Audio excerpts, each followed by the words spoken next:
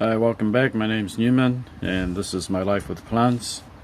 Today I'm going to introduce you to the other side, which is right here in all of these orchids. So stay tuned.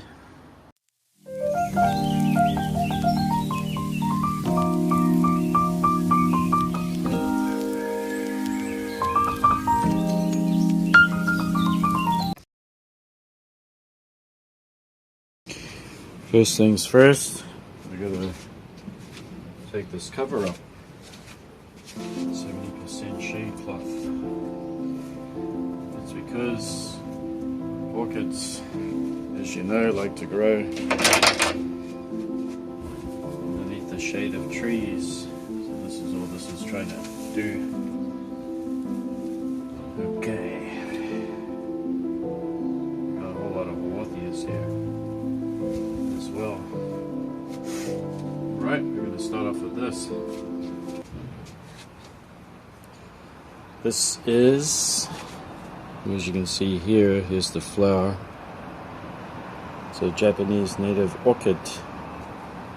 It's a Dendrobium monoliforme, and I'm pretty sure that these are buds up here. So it has got some buds. Also has a lot of new canes that won't be having buds, but that's fine, and it has some new growth coming away. So it's about 25 degrees today. It's pretty warm, and these plants are starting to get a lot more rain now. We have reasonably dry winters here because it's Japan's part of Asia, and but that doesn't mean that they're dry all the time. They do get rain off and on, and they do come from areas that might get fog too. Right.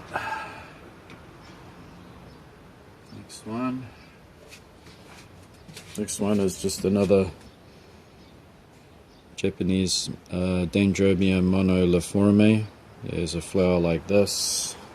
These are selected plants, and some of them are hybrids. You can see this neat little hanger I made with bonsai wire. So I just wrapped it around like that. Makes a nice hanger. So this one, I'm pretty sure it has buds here and here, and could be possibly forming some buds along here. So these Dendrobiums in Japan, a lot of them are lithophytes. They grow on rock, so they'll be growing on limestone and stuff like that, and from time to time they will be epiphytes too. It's grown in the typical moss bowl here.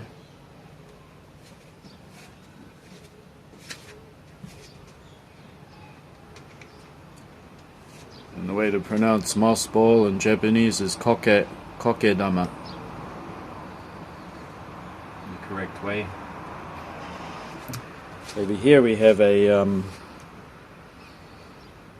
this is a hybrid between Vanda falcata, which is the Japanese native Vanda, and another Vanda. It's quite a small growing one that's native to probably Indonesia or Philippines. And this one has beautiful flowers and they're really nice and fragrant. It's been brought out for the summer. So the one thing that this does is it'll tend to branch from the bottom. So instead of having keikis up high, it'll actually have the keikis down here. So you can end up with quite a few little baby plants that you can take off and grow on. And you can see that it's got the typical roots here with a velamen, nice and thick juicy roots. It's growing in sphagnum moss. Yeah, it's an easy grower, very hardy.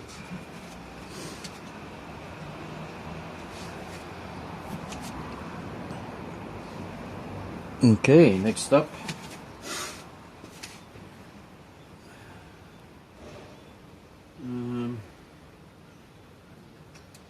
this one down. This is also a Dendrobium monoliforme, but you'll notice that the canes are much shorter and squatter. So monoliforme is very wide distribution in Japan. You can have very long caned forms, short and very compact, but they all generally have a white flower with a slightly yellow labellum. And you can even have ones that in nature there can be pinks and purples too, and even yellow. They have yellow ones now that they've been growing or hybridizing. So having a look at this one, I'm not sure if it has buds or not. They are rather hard to see until they start developing much faster.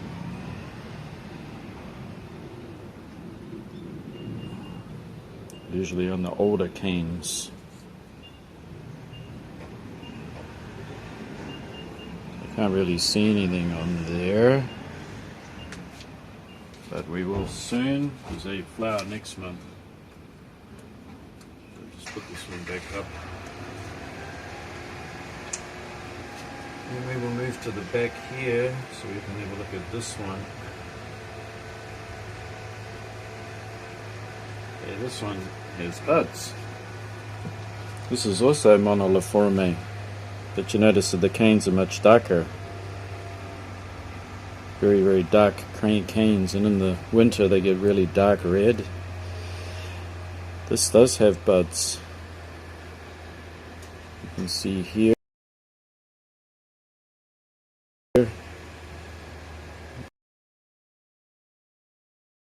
And here. And over here too. So whether this flowers abundantly or not will tell me if it needs just a little kick of fertilizer during the growing season, so it just makes a bit more growth. But this one is actually growing in the terracotta and it doesn't have any substrate whatsoever. It's just growing in there, just like a lithophyte would, or a rock grower. And all the roots have grabbed onto the terracotta here. So we know that this one's been growing in reasonably high humidity, and what's amazing about these orchids is their ability to withstand cold temperatures. So we can go right down to -5 or -8, and because they grow underneath trees, trees give off a certain amount of heat. So they're just protected from the frost, but not the cold. They take all the cold too. So they're among the hardiest orchids that are probably the hardiest epiphyte orchid that you can ever get.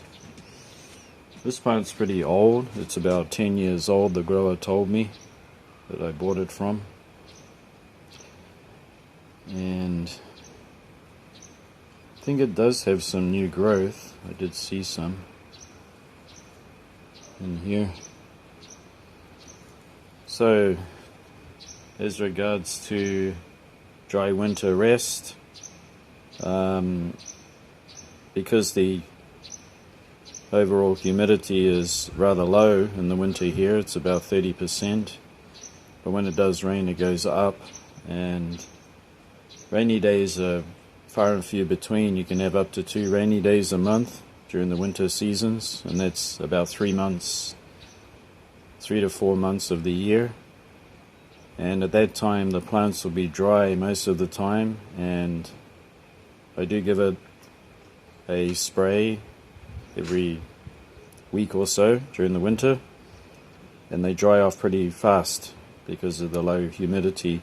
And days are very, very bright and sunny, so there's not a cloud in the sky, and so that the temperature from the sunlight can feel like 20 degrees, but the air temperature is really cold.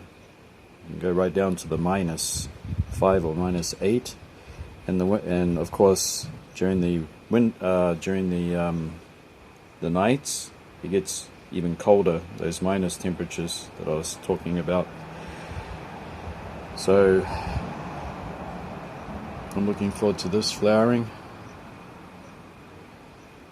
A nice one. If you're into miniatures, you don't have a lot of space, then I recommend these. And I'm pretty, because it's a dendrobium and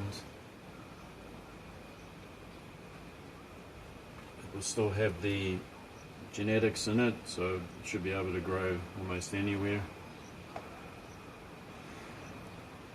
in your area if you give it those little care tips. This is a Vanda falcata, and it's going to have a yellow flower. And these also kept outdoors. Temperatures can go right down to -8 during the night, or some days we can have up to 3 to 4 snowy days in January or February. And these plants are just put up with the cold so well, so they're very, very hardy. You can see here that this one's starting to get its roots growing here. And being an orchid, they are sensitive to repotting, so you should do it very late winter so the plant has a chance to get some fresh new roots growing. And it's grown the Japanese way, where they make a moss ball. So how they do that is they take the plant, they take all the old media off, then they spread the roots out, kind of like my hand, like that.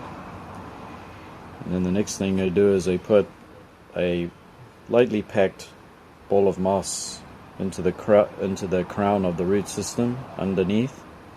And then these roots, they gently push over that root ball, and then around they wrap long strands of the sphagnum moss, and then that they slide into the pot sideways and then upright, and then they gently push it down. Now why do they grow it like that? Well, the reason why they grow it like that is because the high humidity during the summer here, and these plants can dry out too fast in between watering, so this will, because it's got such a lot of moss, it'll hold on to the moisture longer, which is what you want. But because the plant is so high up,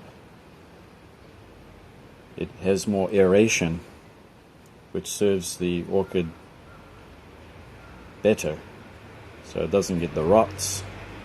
It's got all that aeration around the crown of the plant. And in these little pots that they manufacture, they have a big hole in the bottom, so you might be wondering why you might get pots with a giant hole. Well, as they form the kokedama root ball, they get a pestle. It's just like a pestle you use to grind up seeds and spices, and then they put the gathered up root ball underneath the roots, spread them around it like that, like my fingers, and they put the pestle here. So the pestle actually keeps a rather large air hole going up the bottom of the orchid, which helps with more circulation. And then once they have finished inserting the root ball with the plant, they pull the pestle out. So all of this serves a purpose to keep the plant healthy and growing, and so that it's pretty close to nature, how it would grow in trees.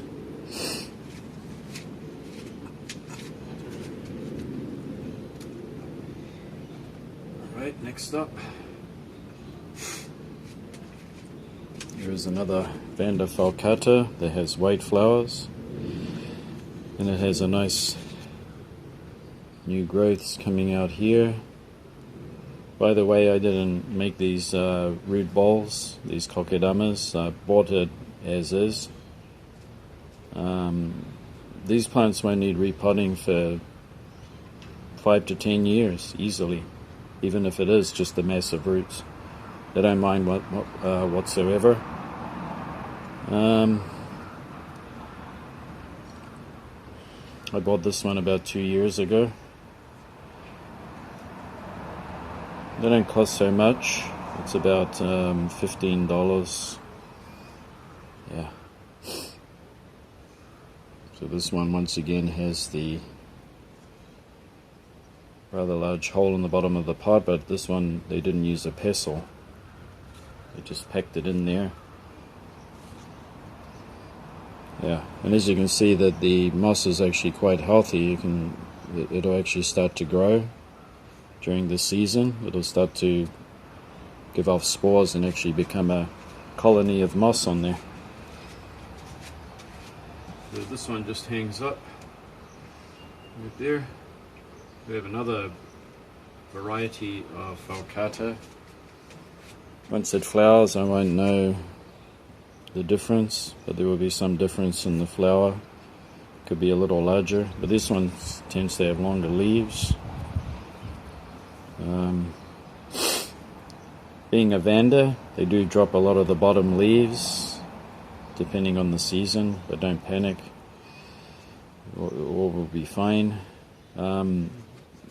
These plants are actually growing in my neighborhood, so they're right out in the elements.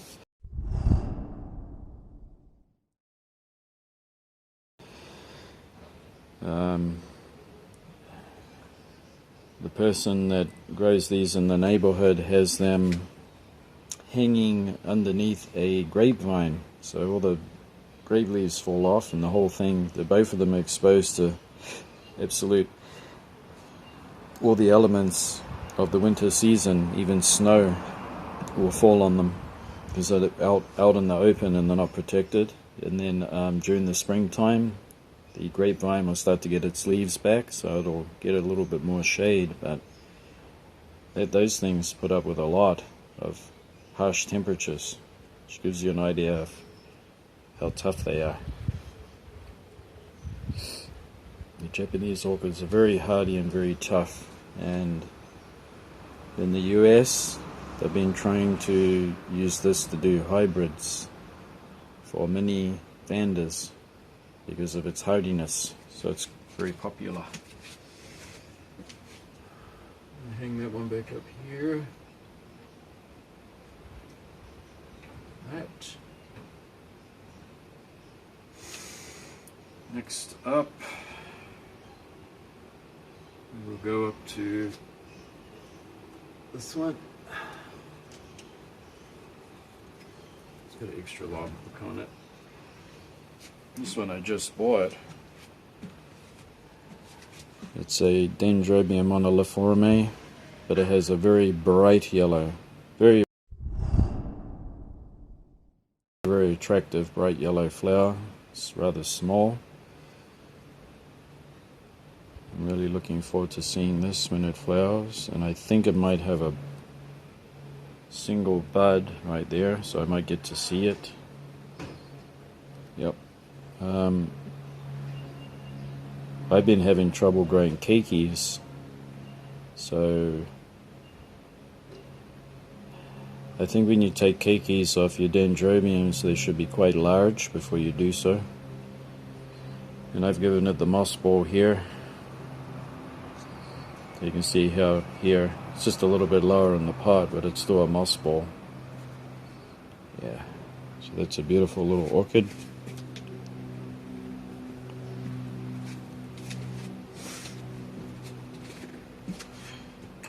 Let me hang this one back up so I don't forget. Right next to it is something lovely. I love the miniatures. And this is a Dendrobium hancockii. It's native to southern China. Mossy, comes from mossy, moist, cool forests. It has this typical bamboo, rather bamboo-ish looking growth with lanceolate, very long lanceolate leaves, The canes are very thin, although when the plant gets a bit bigger it might get slightly larger. And this one has a flower that's about this size, and it's a very rich yellow,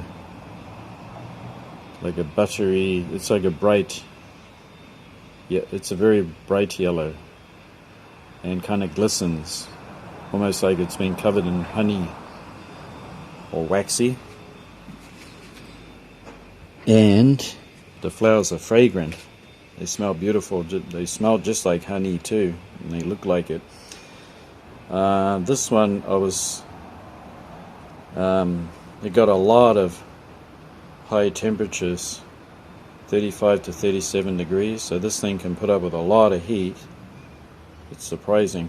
And it even grew new canes, and I think one of them died just because of the high temperatures, but it gives you an indication of how tough this thing is. And also the low temperatures don't bother it one bit. Kept it outdoors in the mini greenhouse. They have polythene, and that was about it. So this plant is in the terracotta. It's in sphagnum moss with some bark. So I'm looking forward to this flowering, and it is very hard to actually see where it gets flower buds, but this very minute tiny little thing here could be a flower bud.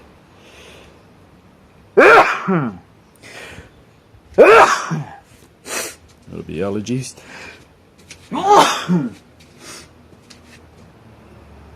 It's rather hot out here today. I'm sweating.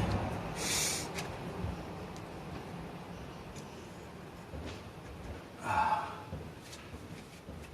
going to pick out something interesting right at the top here. It's a native orchid.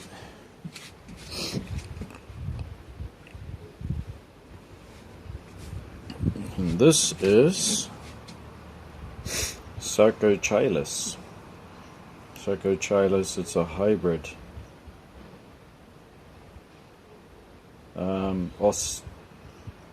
Yeah, it comes from Australia. Sarcochilis, but it's a hybrid between Hartmanii and another one. Because of its heritage, it's bred with two Sarcochilis, and one of them is native to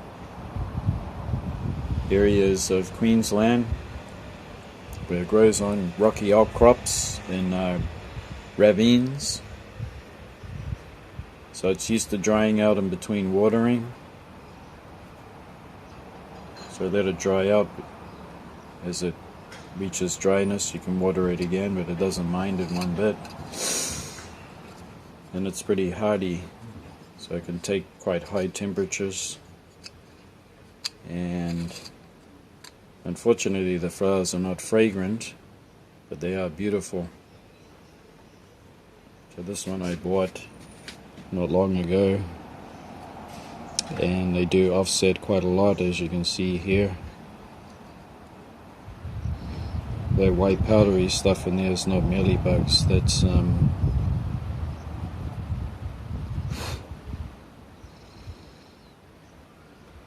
some kind of chalky salt buildup on the pot, which you get with terracotta.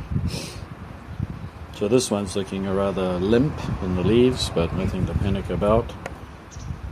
It was recently repotted by the grower and sold, so it just needs some time to plump back up, but it's healthy. You can see the roots are growing fine in there. So this is a beautiful miniature that clumps, easy to grow. I recommend it, but they don't have fragrance.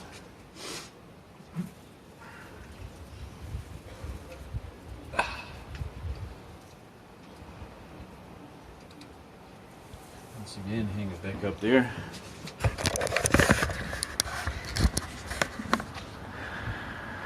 So you can see that got some dendrobiums that hang up on here. So everywhere is an opportunity to hang a plant. Up here you can see some buds on this dendrobium. It's a nobile. And we have this one that doesn't have a name, but the flowers almost remind me of a brassavola, because the lip, or the labellum, protrudes right out. And I got this as a cutting from a friend. So hopefully that this is a big piece and it'll grow on fine and it won't die like everything else has been dying on me when I take keikis off. So I'm kind of a little bit apprehensive about taking off keikis until they get really large. Now, some good news for me is that you can see right down in here this green tip. That is the beginning of a new cane, a Dendrobium yukidaruma, which had the rots. So my friend had divided this during the monsoon season. Maybe it was just a little bit too damp and hot. Those really high temperatures that can be quite unbearable actually. And I think when it was divided and growing on, it just got the rots, and part of it died, 3 canes. But I kept this really dry throughout the winter. I didn't give it any water, so it was absolutely bone dry. And I was just thinking, well, you can either do 2 things. It'll revive or die. So it's decided to live on, which is really good. And the neat thing about Dendrobium nobilis is that when you get a new cane, with every cane comes flowers. So it's not like you're going to be set back forever. But I'm glad that that survived, because I did lose some of my most beautiful nobilis. And I still have part of the plant to grow on, but they did suffer quite badly because I did have them growing up around this area. They were on a shelf, and I think that was just too hot for them, much too hot. And this is why I've chosen this corner to grow orchids. And of course, yesterday we got to see this corner. Yeah.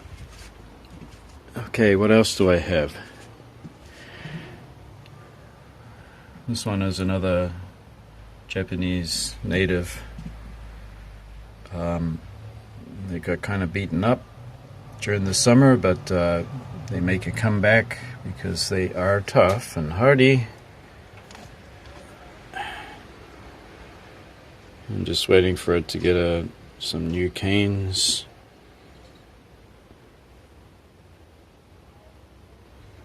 And I'm not sure whether or not we have buds on it.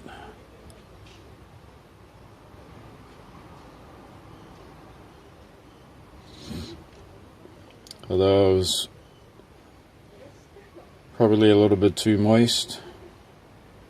But not really, because I've been following the weather. When it rains, I give them water, so how can I go wrong, right? I am in their native environment of Japan, so I'm not doing anything wrong.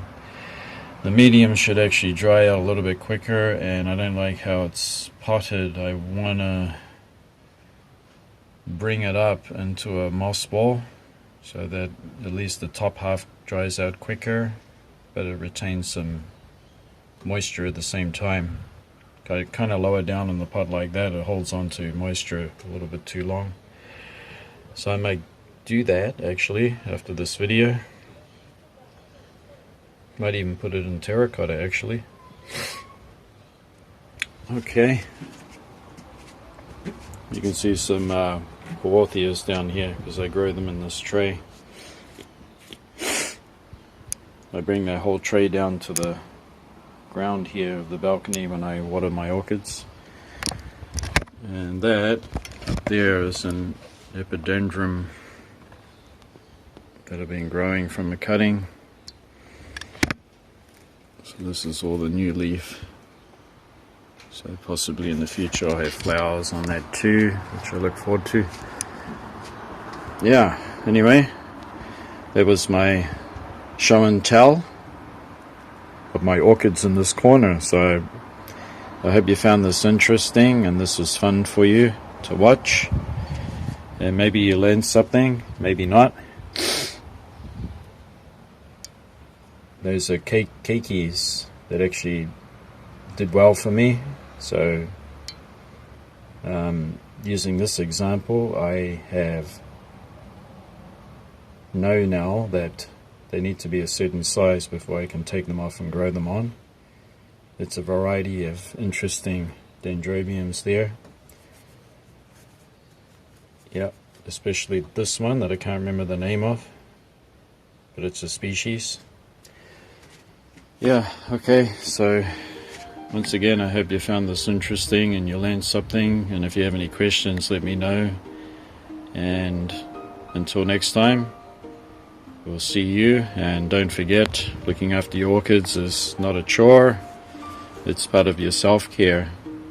So if you have time, don't hesitate, get out there and start looking after your plants and you'll feel much better for it. Thanks for watching, and we'll see you again next time. Bye.